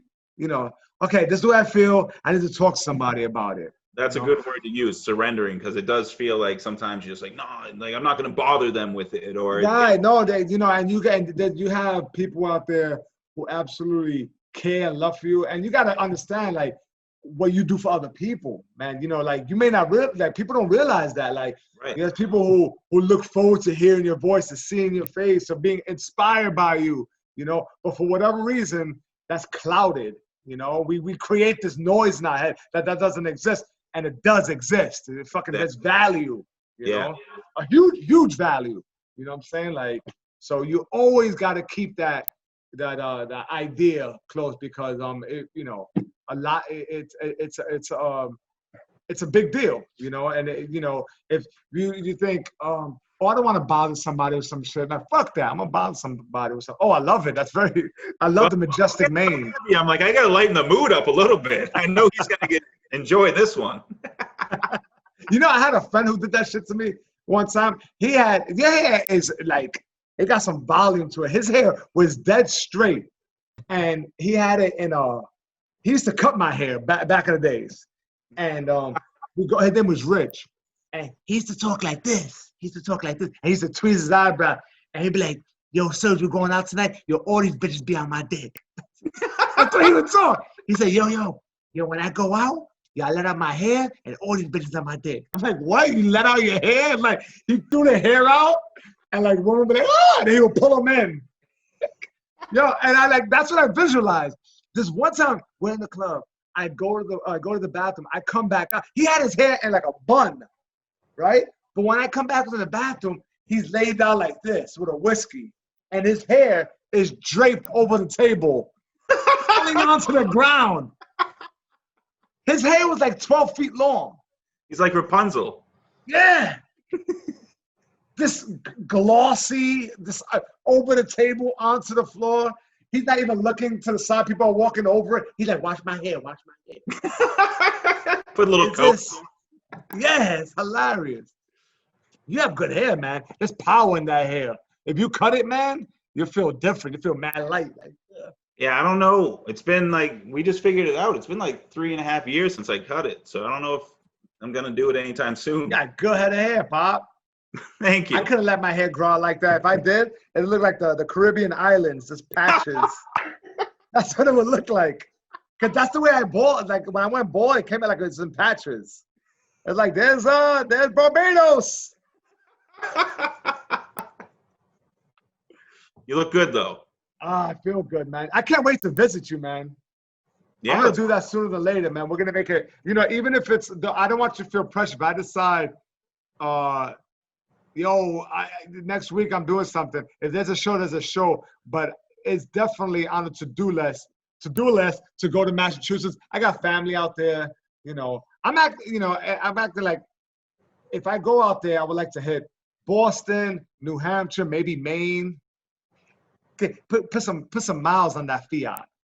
You got to break that baby in. You know what I'm saying? Where's your family live? In Boston, Massachusetts. So it's like some of them are in Jamaica Plain. Oh yeah, yep. There's a fun room in Jamaica Plain called the Midway Cafe. Good little open mic. Yeah. I wonder how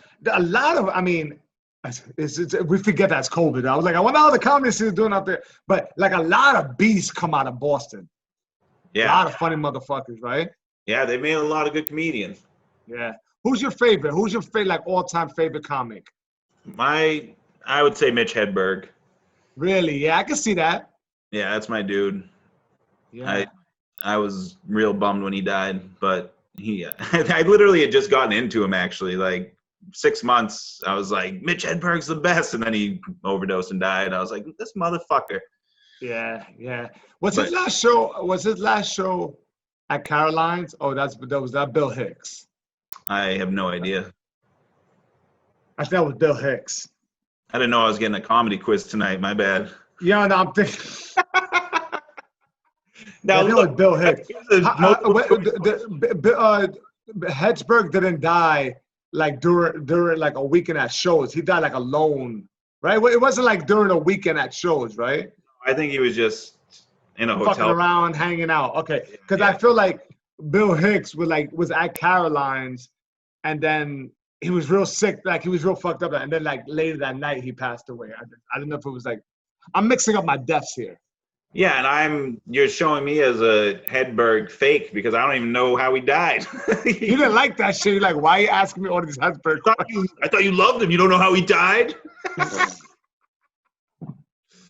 But yeah, I don't know if you remember my style, but I like wordplay. I like one line. Oh yeah, I know your style. You guys, it's very like there's a lot of one-liners. You got the formula of textbook joke writing. You know what I'm saying? It's an old school style. I love it. And I've always loved that. Stephen Wright, before I knew Mitch Hedberg, Stephen Wright was my main guy. So like that kind of style. I've been trying to be more storytelling and longer jokes, but for me, it's all about efficiency. Like if you can just make something funny with like 6 words, that's amazing to me. Absolutely.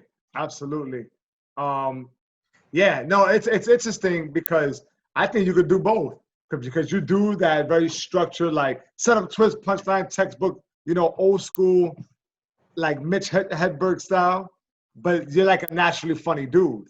Like, you know what I'm saying? Like, there's dudes who write like that, and then like, oh, that's funny, but then you talk to them like, this motherfucker's not funny. But you're a naturally funny dude. Thank you, man. Yeah, I know a guy like that. Not to say, yes, I am funny, but I know a guy like that he is a very good joke writer, and I would never want to speak to him off stage. It's just like, what do you... Dude, some of the funniest dudes I know, man, they're, fucking beast with the pen. Yeah. And then you shake their hand, they're like all clammy and like, what the fuck? Like, their shoulders are way too high. Their face contorted. I'm like, are you like a doll? Like, it's like they pulled the string.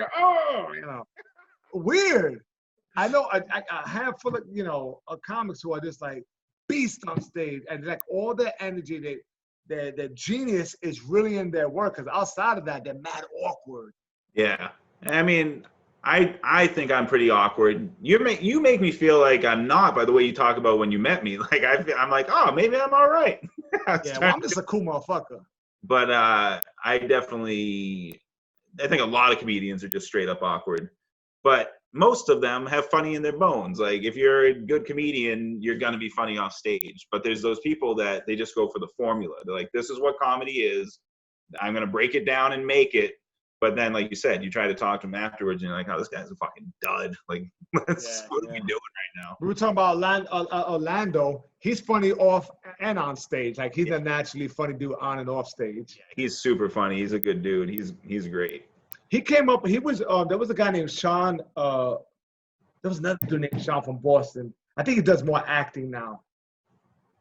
Fuck. Sean Bedgood. Do you know him? Sean Bedgood. Yeah. Bedgood. Yeah, him. Sean.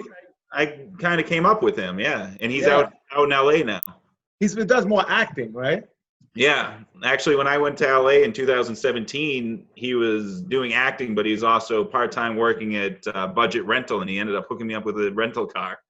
Oh, so dope. That was dope. They wouldn't give me one. I don't know why I picture your ass looking huge in a Budget Rental. Like I picture the car this big, and you're just like, thanks, Sean. It wasn't a clown car. It was a. I don't know why I picture that. And then you're just like this, like Ford Focus. You're just in the car like, oh, fuck, maybe I should kill myself. Jesus Christ. Fuck. It'd be easy enough in this car. Jesus.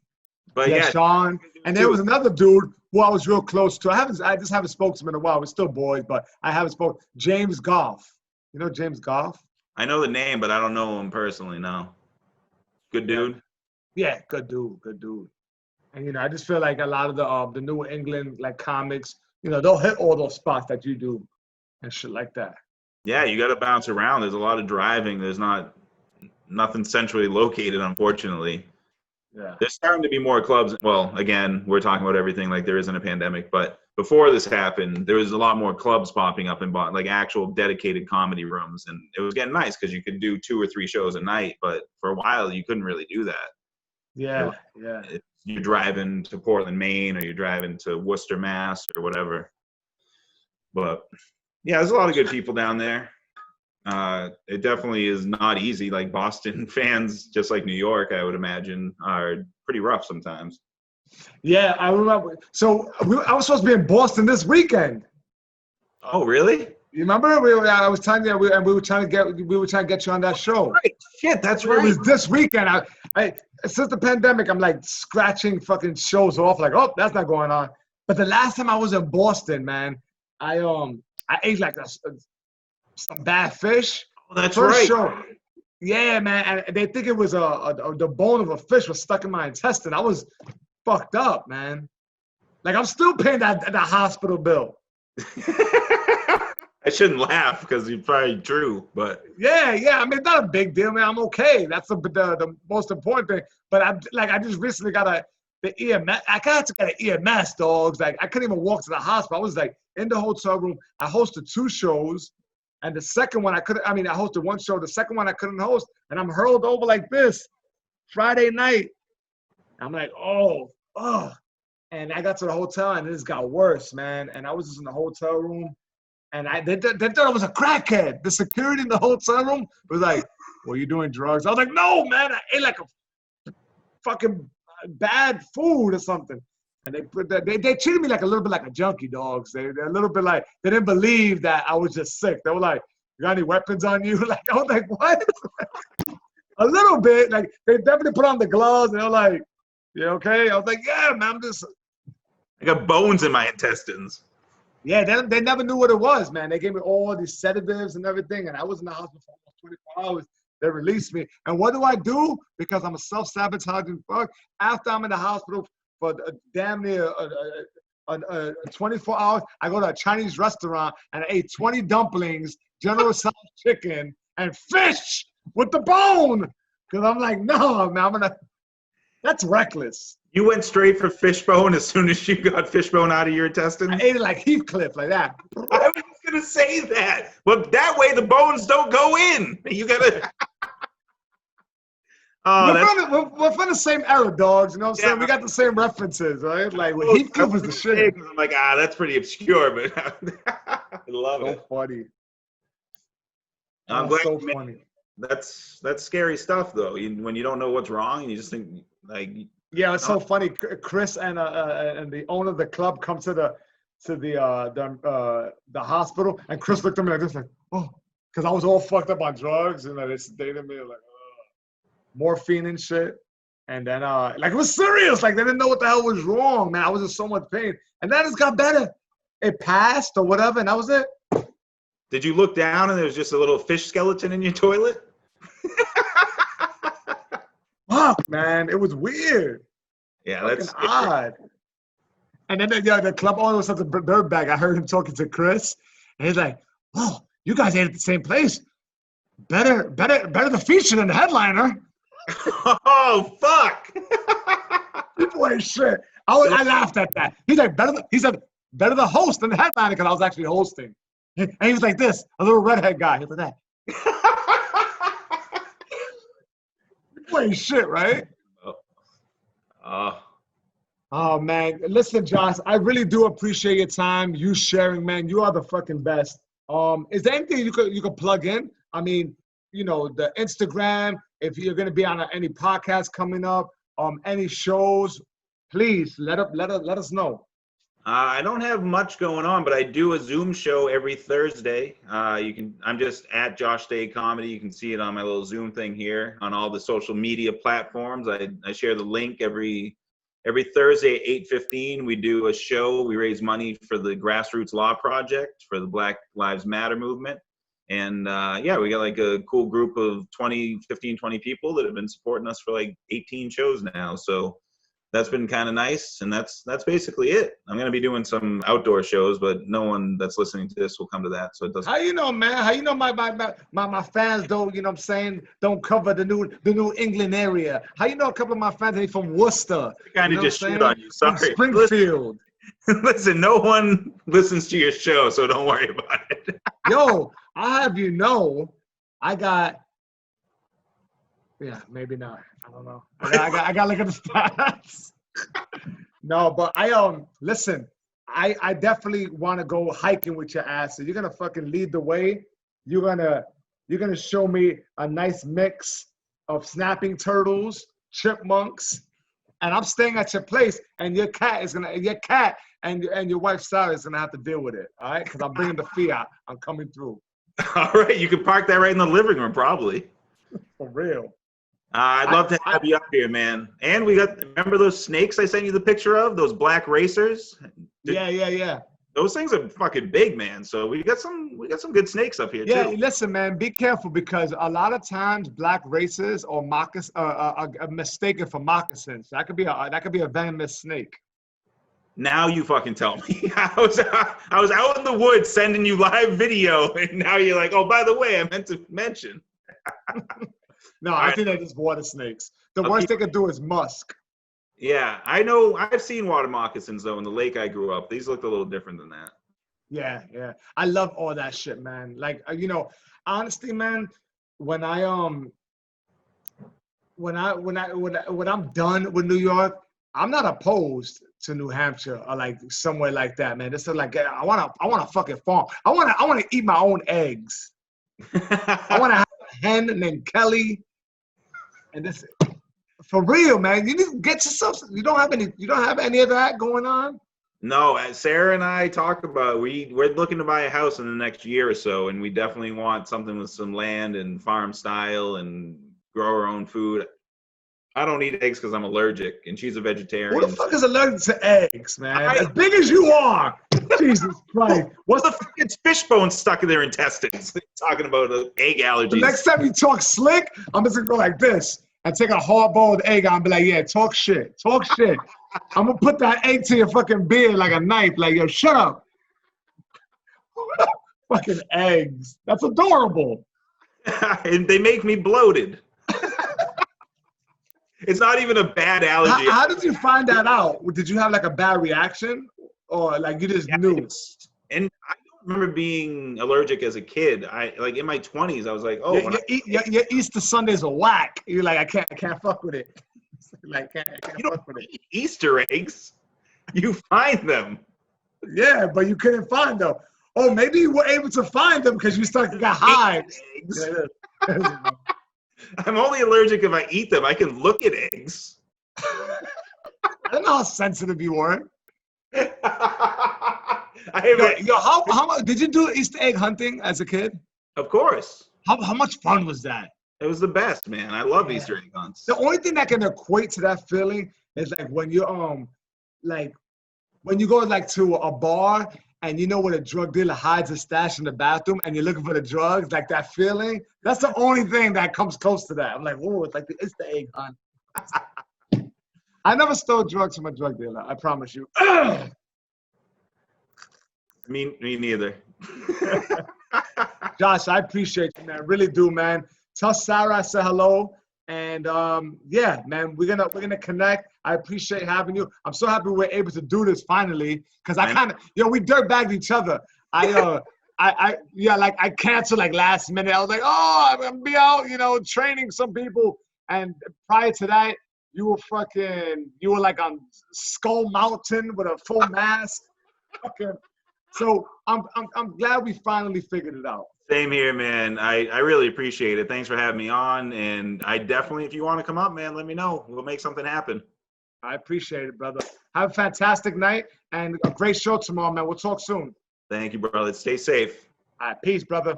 Later.